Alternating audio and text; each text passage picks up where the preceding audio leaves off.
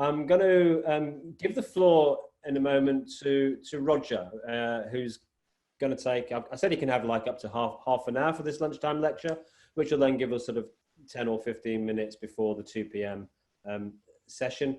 Roger very kindly agreed at short notice to come and talk about the situational approaches to working with rural men. I know Roger's got a vast amount of experience working with rural men as a counsellor, as a mental health nurse, and is also one of the men who works with the as a facilitator for Menswatch, which is a program developed at the Australian Institute for Men's Health and Studies in South Australia.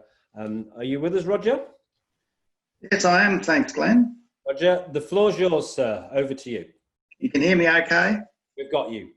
Oh, good on you. Good on you. Hey, thanks very much for the opportunity to talk to you folks. I've really enjoyed this morning's discussions and picked up some stuff myself, and certainly a lot of what I have been thinking has been reinforced by various speakers at various points. And just to talk about myself for a sec, give you an intro.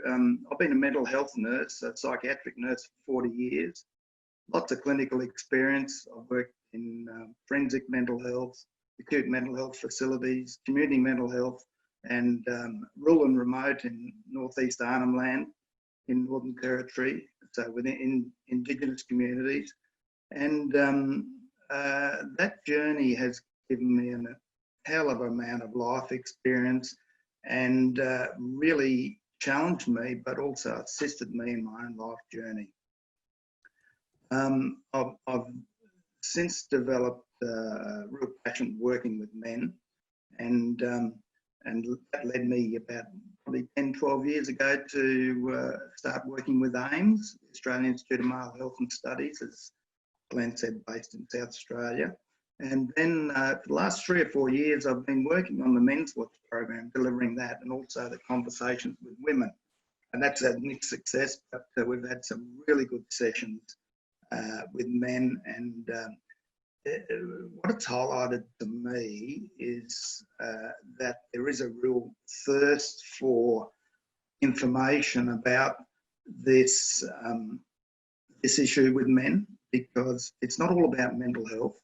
It's about men getting stuck, men getting overwhelmed in most cases. Of course, you know, men with mental health issues do sometimes take their own lives. But my experience is most of the men I've worked with haven't had significant mental health problems. They've been in distress, they've been overwhelmed, they haven't been able to understand their experience, and they've taken a choice or considered a choice, which is of course at one end a dead end street.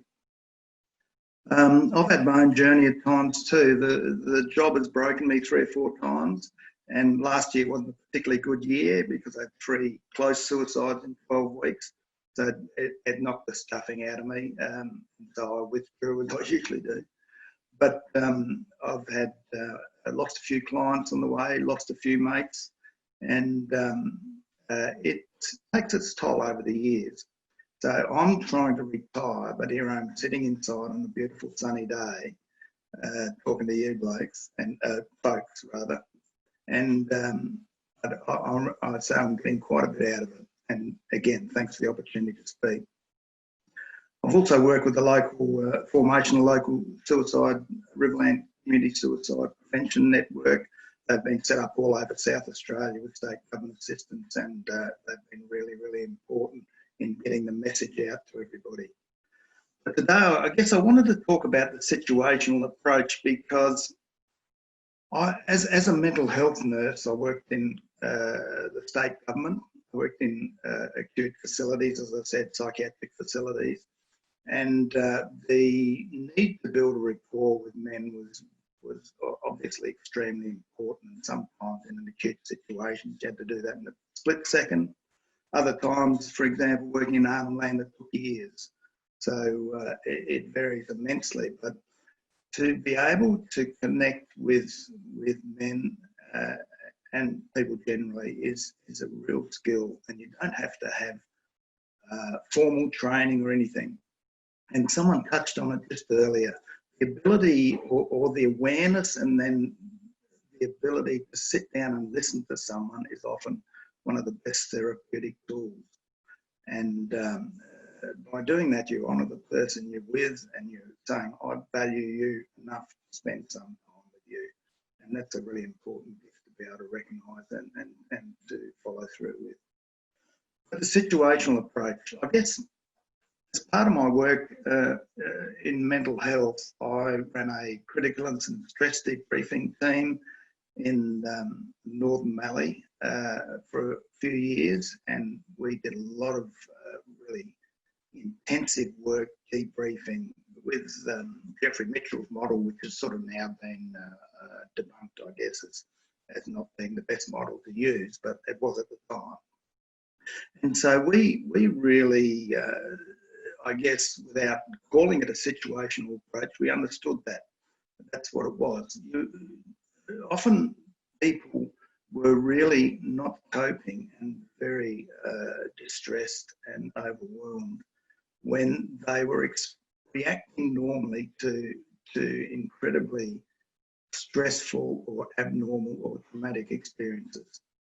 And that was a big part of our job, to help them understand that they weren't losing it, they weren't weak, they weren't to be feeling guilty or ashamed about what they were experiencing, but they were just reacting normally.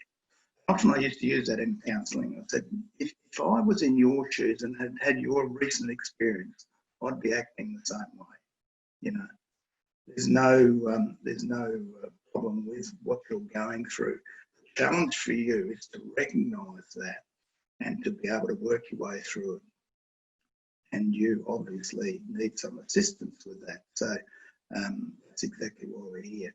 So I think it's really important to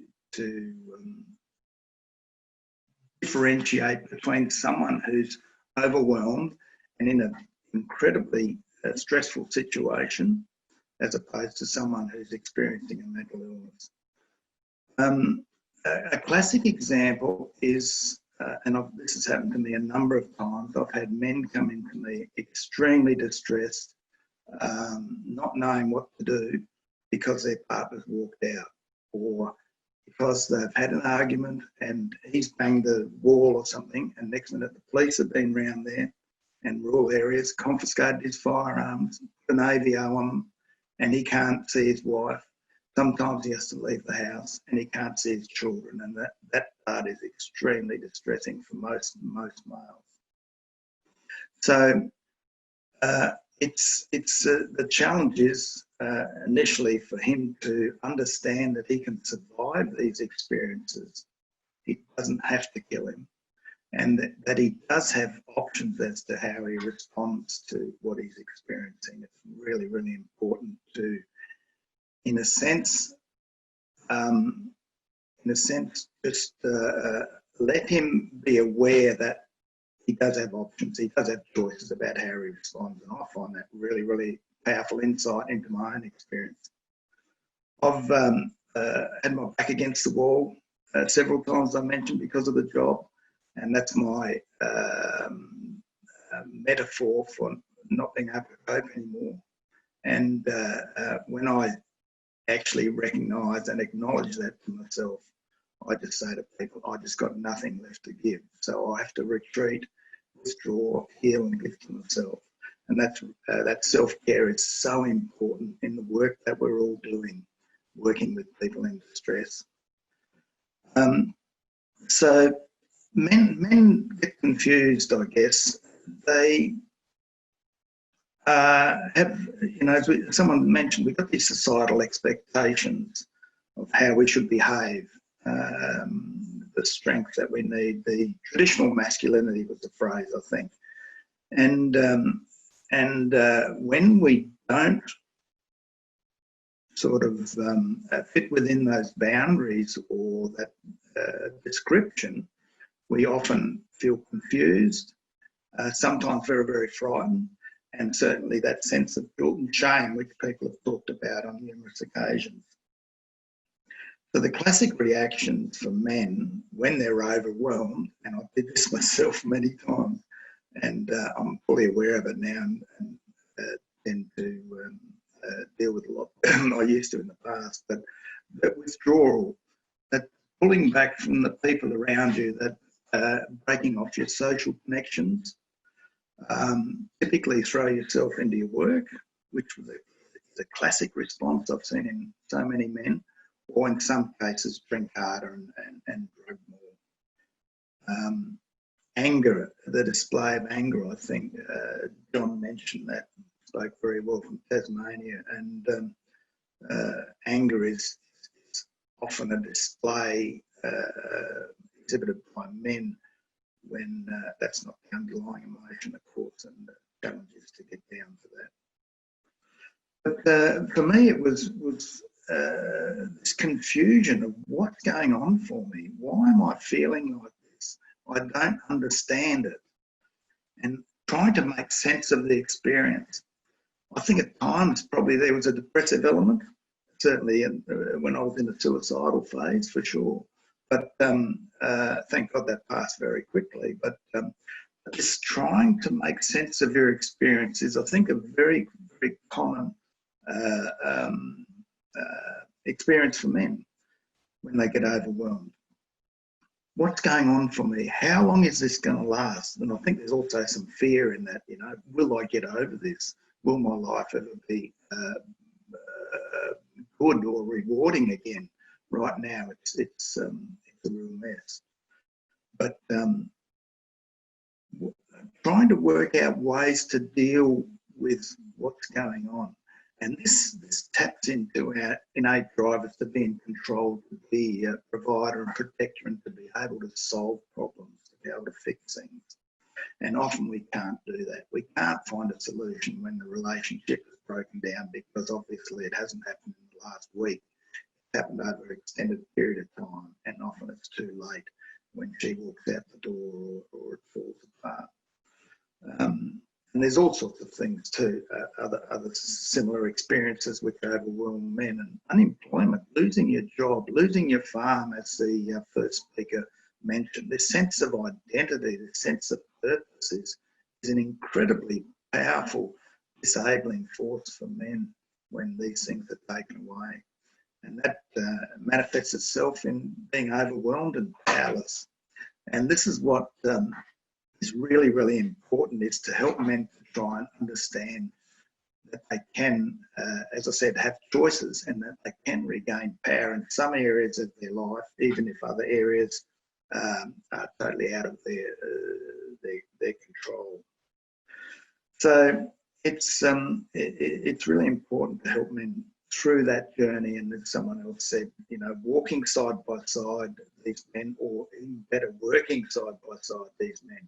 Many times I've gone around and helped the mate, and I tell you, two men working together, you have so much fun. You achieve the work of three men, and it's something that seems to tap into us and seems to lift us up and really be a good way to facilitate honest, open communication.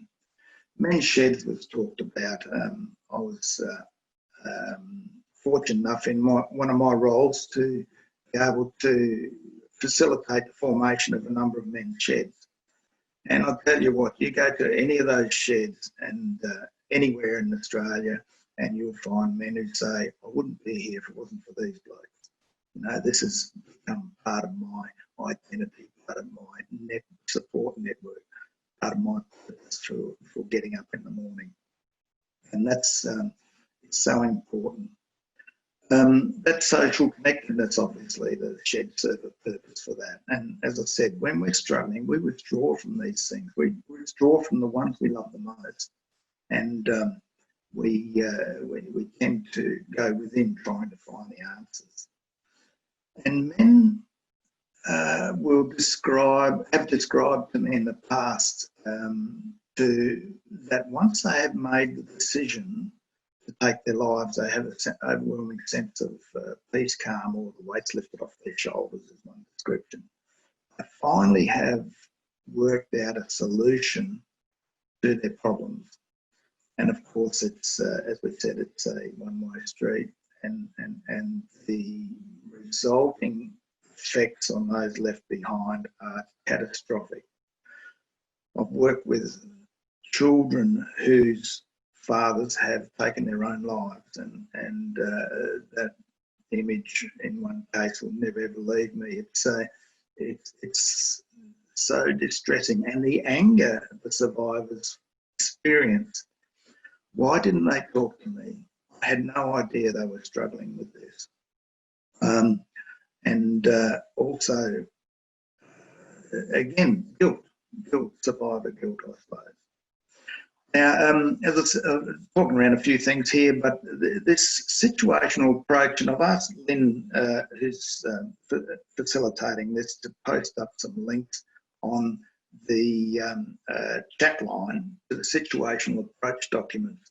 These have been formulated, and as I said, they really help me sort of conceptualise my thinking, or organise my thinking rather, around what I've been experiencing myself.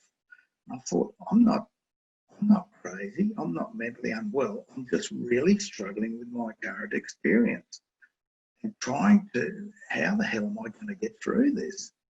And as I said, with some men, I think there's a great deal of fear. They are so frightened by what they're experiencing because they are overwhelmed and can't see a way out. So the situational approach to me put it all together. And on the links that you'll find in the chat room, there's a lot of really good papers around this issue.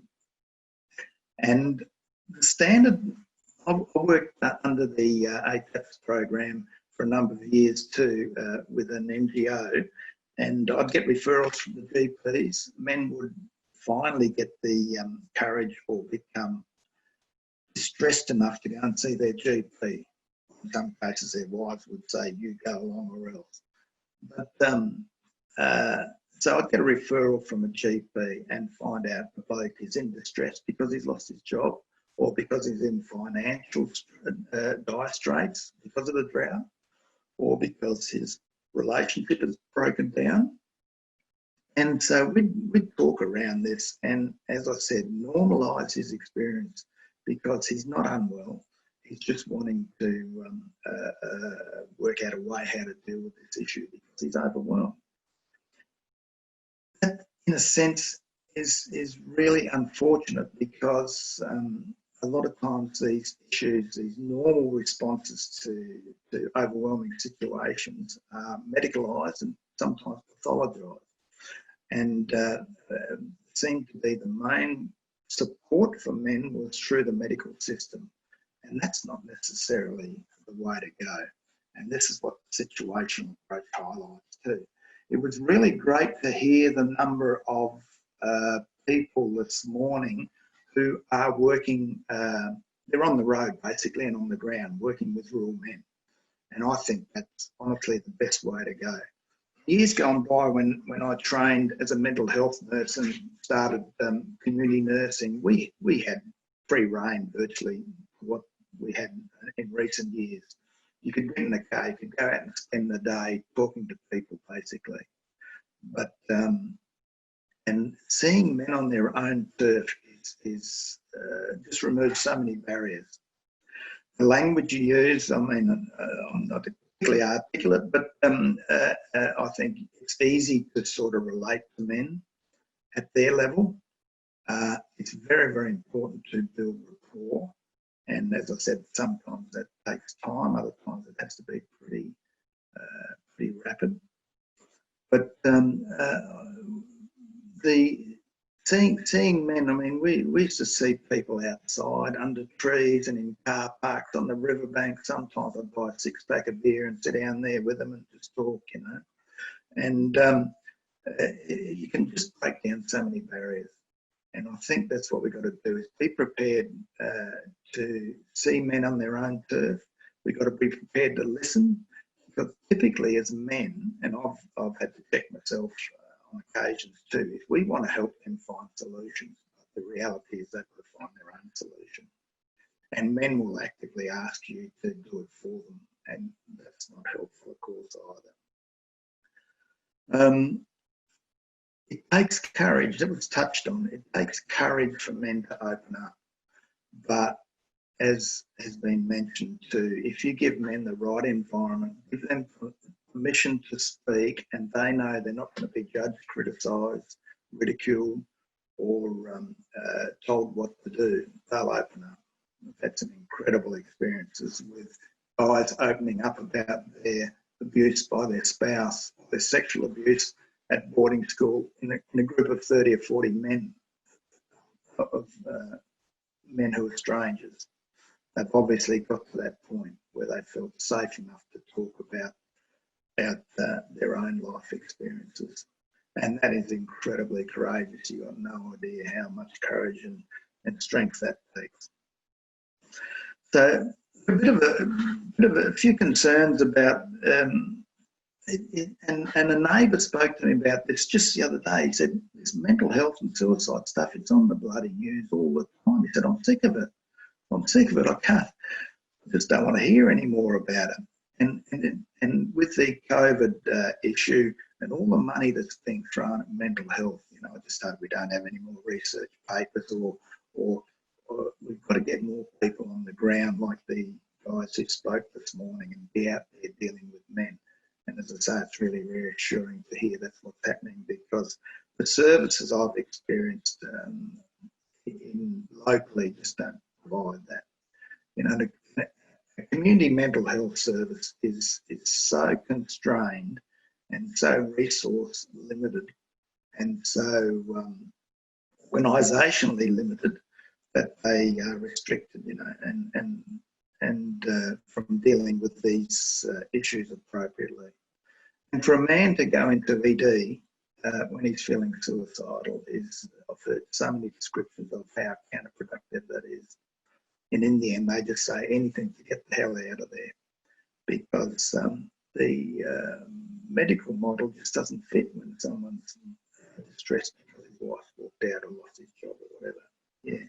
So there's a few concerns about the current system, and as I say, it's really good to hear blokes from the ground.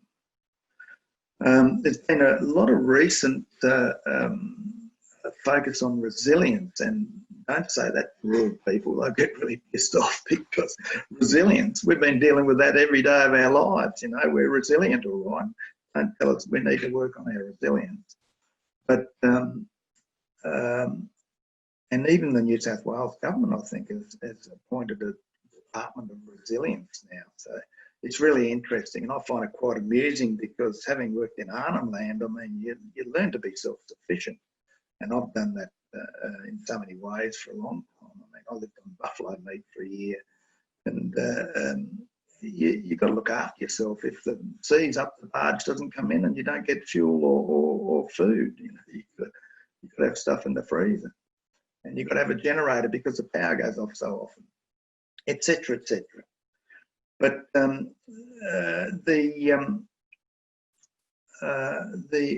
issue, I guess, about the situational approach is do a bit of research on it, but it all makes sense to me. It's common sense.